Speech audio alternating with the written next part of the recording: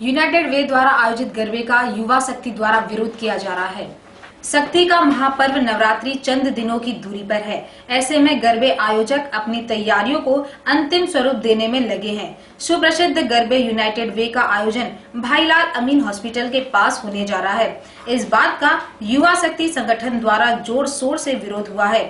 युवा शक्ति संगठन का कहना है कि गरबे भाईलाल अमीन अस्पताल से काफी नजदीक खेले जाते हैं, जिससे मरीजों को बड़ी परेशानी का सामना करना पड़ता है। इस कारण से हम इसका विरोध कर रहे हैं। गौरतलब है कि भाईलाल अमीन अस्पताल दिल के मरीजों का अस्पताल है, जिसके आसपास हॉर्न बजाने पर भी प्रतिबंध है एवं यह अस्पताल साइलेंट जोन में आता है। इस वजह से युवा शक्ति संगठन द्वारा इस गरबे का विरोध किया जा रहा है। विरोध करने वालों में युवा शक्ति संगठन के निशांत रावल, दक्षेश परमार और भगीरथ सिंह शामिल हैं।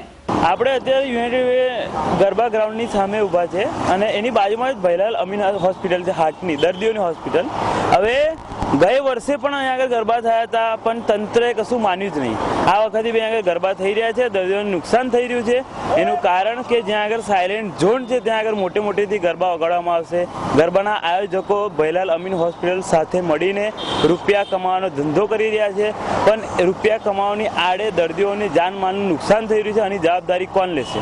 હોસ્પિટલ લેશે કે ગરબાના આયોજકો લેશે? એનો જવાબ શું? ગુજરાત સ્વાસ્થ્ય ખાતું શું ઊંઘી ગયું છે? કમિશનરને મારી રજૂઆત છે, હું એમને પૂછવા માંગુ છું કે તમે પરમિશન કેવી રીતે આપી? તમે કયા એવા કાયદા જોયા અને તમે પરમિશન આપી કે ખાલી રૂપિયા જોઈને પરમિશન આપી?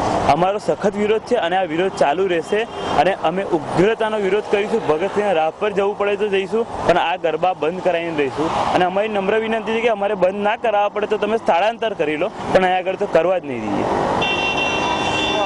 લખન દરબાર।